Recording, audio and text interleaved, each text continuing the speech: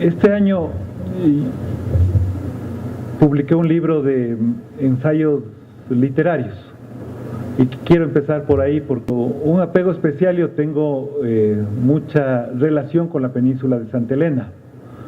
En realidad he crecido buena parte de mi vida en la península de Santa Elena y creo que le conozco bastante bien la dinámica de esta península. Este libro que yo publiqué de ensayos literarios tiene un corto ensayo, un corto relato, que es sobre una práctica ancestral que hay en la península de Santa Elena, que se llama el rapto. El rapto consiste en que el joven, digamos en este caso, indudablemente menor de edad, 14, 15 años, le rapta a la chica que tiene 13, 12 años y le lleva generalmente al hogar de los padres del chico. Si la niña pasa la prueba, como se llama ahí, eventualmente las familias arreglan el matrimonio. Es decir, arreglan generalmente un matrimonio, incluso a veces se paga algo de dinero por esta práctica. Y si no pasa, digamos, la prueba, la joven es devuelta al hogar con todo lo que implica eso para una joven que tiene que cargar varias culpas a la vez. Esto en lo concreto lo que provoca es un tremendo problema social por donde uno lo mire. En efecto, aumento de embarazos adolescentes, una estadística que es bastante fuerte en la península de Santa Elena. De hecho, es una de las provincias donde hay un disparo del embarazo adolescente. Y quería simplemente terminarles de contar esta pequeña vivencia, porque cuando presentamos el libro en la península de Santa Elena, concretamente en la comuna de Ayangue, habíamos invitado a los jóvenes a participar en este evento. Y había una de las niñas que estaba invitada para que haga la presentación de estos relatos. Y simplemente ella no pudo venir al lanzamiento porque se había quedado embarazada a los 11 años. 11 años. 11 años ya tenía su primer embarazo, y creo que se hacía bien en indicar que esto es una cadena. No solo hay un embarazo, suele haber 2 embarazos, suele haber 3 embarazos antes de cumplir la mayoría de edad.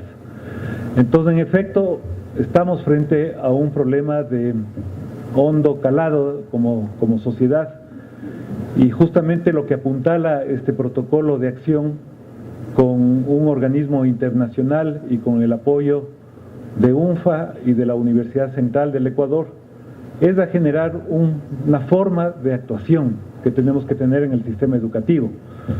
Esa forma de actuación tiene 2 elementos claramente diferenciados.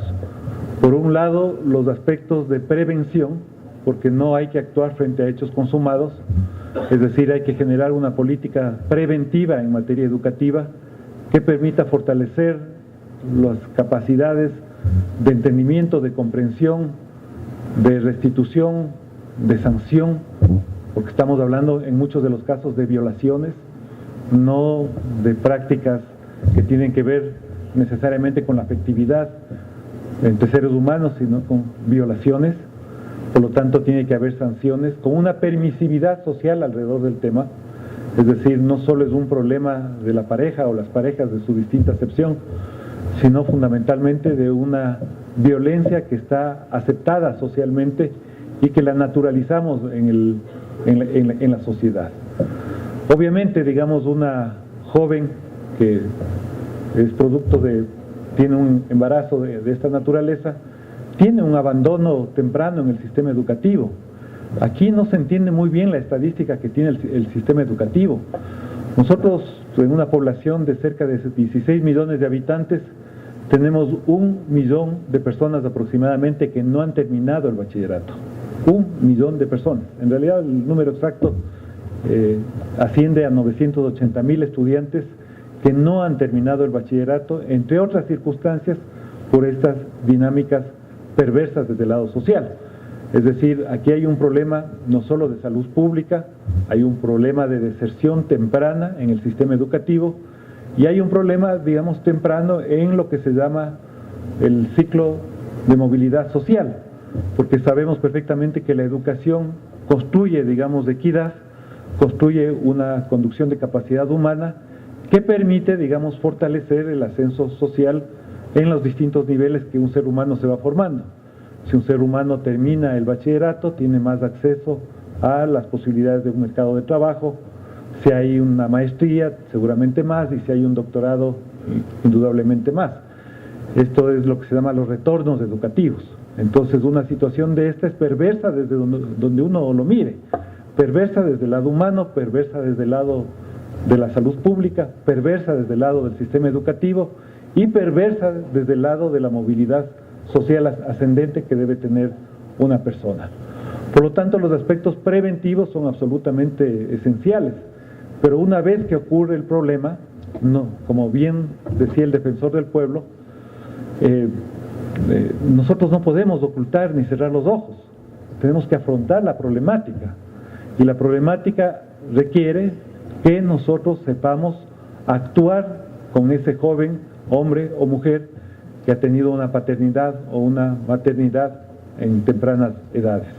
Y el principal derecho que tiene un joven es la posibilidad de continuar sus estudios, de tener un acompañamiento educativo adecuado, un acompañamiento psicológico, tanto él como su familia, y sin duda alguna el acompañamiento que como sociedad se requiere. Entonces, por eso es sumamente importante el protocolo. El segundo convenio más bien marca un tema esencial, que es el acompañamiento que nos puede dar la Defensoría en lograr la cristalización efectiva en la protección de los derechos de nuestra niñez y adolescencia. Por lo tanto, de una u otra manera, las dos acciones del día de hoy apuntan a un elemento fundamental, que es la protección de los derechos de nuestra niñez y adolescencia. El sistema educativo tiene tres pilares fundamentales. Uno es lograr la calidad de ese sistema educativo, que es básicamente la mejora constante de los procesos de aprendizaje en el aula con la participación de nuestros estudiantes y profesores. Este es un nivel fundamental, yo diría que es uno de los esenciales.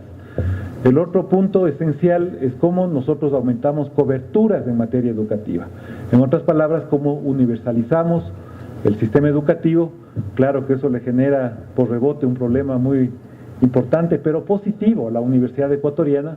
En la medida que se amplía la base del bachillerato, el sistema educativo tiene que tener unas respuestas. El sistema de educación superior, en su acepción más amplia, es decir, universidades, escuelas politécnicas, institutos técnicos y tecnológicos, tiene que generar respuestas para involucrar a esa ampliación de la base del bachillerato. Por lo tanto, el engranaje de la política educativa entre el bachillerato y la educación superior es fundamental, como bien nos decía el vicerrector. El otro elemento fundamental para nosotros es la protección de los derechos de nuestra niñez y adolescencia, efectivamente violentada y vulnerada por todos los casos que estamos viendo con estupor como sociedad ecuatoriana. Indudablemente un caso así no se produce de la noche a la mañana. La violencia sexual, la violencia educativa son engendros, digamos, de una sociedad muy mal concebida en términos estructurales, donde prevalecen inequidades de toda índole, inequidades de acceso, de patrimonio, de ingresos, de formas estructurales y atávicas de cómo nos relacionamos los seres humanos, y finalmente nosotros que engranamos a una sociedad en el sistema educativo, recibimos también todos esos problemas estructurales de la sociedad. Indudablemente eso no implica evitar la responsabilidad que tiene que tener el sistema educativo. Y ahí aparece un nombre de la estrategia que nosotros estamos empleando para afrontar este problema. Se llama Más Unidos y Más Protegidos, que tiene 5 elementos fundamentales. Primero, generar una institucionalidad para que le permita al sistema educativo afrontar la problemática. El presidente de la República, el presidente Lenín Moreno, hizo una convocatoria a Carondelet para llamarnos a todas las instituciones que estamos involucradas en la problemática relacionada con los derechos de nuestra niñez y adolescencia.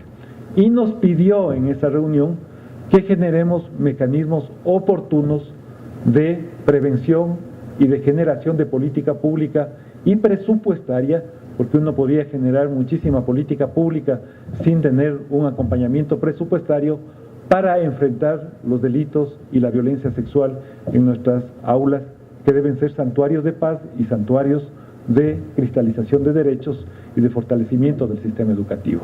Este es un elemento. Justo el día de ayer nosotros tuvimos la tercera reunión de seguimiento de esta comisión, donde vamos evaluando, es una comisión de Estado, porque está todo el órgano jurisdiccional, Fiscalía del Estado, el Consejo de la Judicatura, las defensorías que forman parte, son autónomas, pero forman parte del sistema jurisdiccional del país.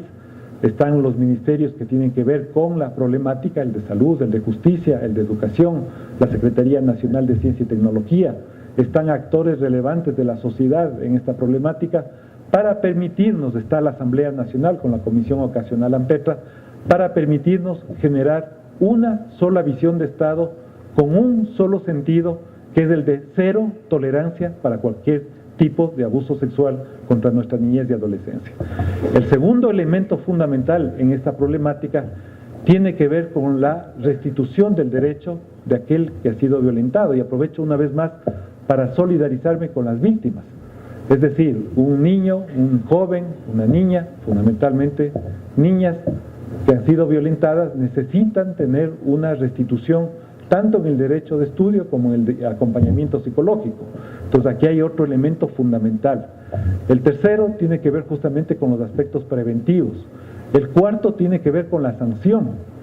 Ahí uno puede entender la acción que hicimos hace apenas 2 días de ir donde el fiscal general del Estado y entregarle 181 expedientes que ya le hemos entregado en su totalidad. Esta es la tercera vez que acudíamos a la Fiscalía del Estado, y decirle al fiscal general del Estado, al doctor Carlos Vaca, que nos recibió, y decirle: doctor Vaca, estos son los sumarios administrativos que fueron entre el año 2014 y el año 2000 archivados. Estamos hablando de delitos y de violencia sexual, que fueron archivados, que no fueron procesados adecuadamente en el sistema educativo, que tuvieron algún tipo de sanción pecuniaria, y es tremendamente paradójico y doloroso ver que algunas sanciones van con el 10% del salario mínimo vital, como que una violación cuesta $80, digamos, esa es la restitución, $80, y le entregamos al fiscal y le dijimos: esto es una denuncia. Cuando el ministro va y le deja al fiscal del Estado, lo que está haciendo en términos procesales es una denuncia. Es decir, yo le estoy presentando una denuncia al fiscal y le digo: por favor, intervenga, actúe, investigue y sancione. Nosotros tenemos que hacer lo mismo en el sistema educativo. Tenemos que limpiar al sistema educativo de los malos elementos, porque abrumadoramente tenemos un magisterio donde lo formamos efectivamente con calidad, con calidez, con aspectos de derecho, como nos señalaba el doctor Sampertegui. La Universidad Central forma buenos docentes, igual que muchísimas universidades del país. Yo diría que prácticamente todas las universidades del país. Entonces tenemos un magisterio de calidad, tenemos profesores entregados. No le podemos dejar desprestigiar al magisterio ecuatoriano por unos malos elementos, o mejor dicho, llamados delincuentes.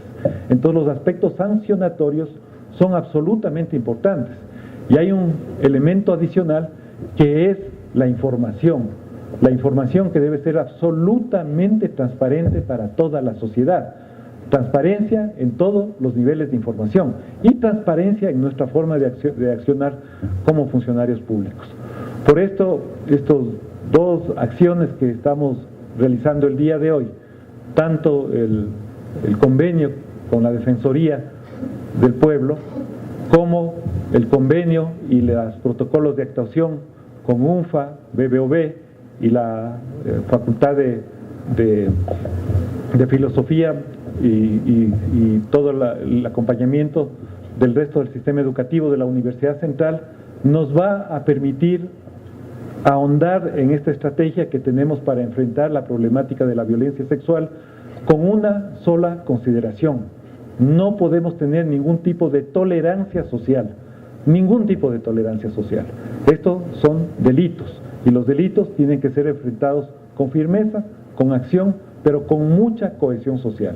Por eso les invitamos a ustedes a ser partícipes de todas las acciones de intervenciones que estamos teniendo en el Ministerio de Educación.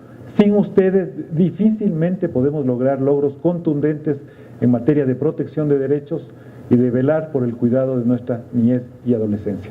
Muchísimas gracias por recibirnos, doctor Sampetegui, en esta aula magna. Nos sentimos muy orgullosos de presentar las dos estrategias de la Universidad Central. Buenos días.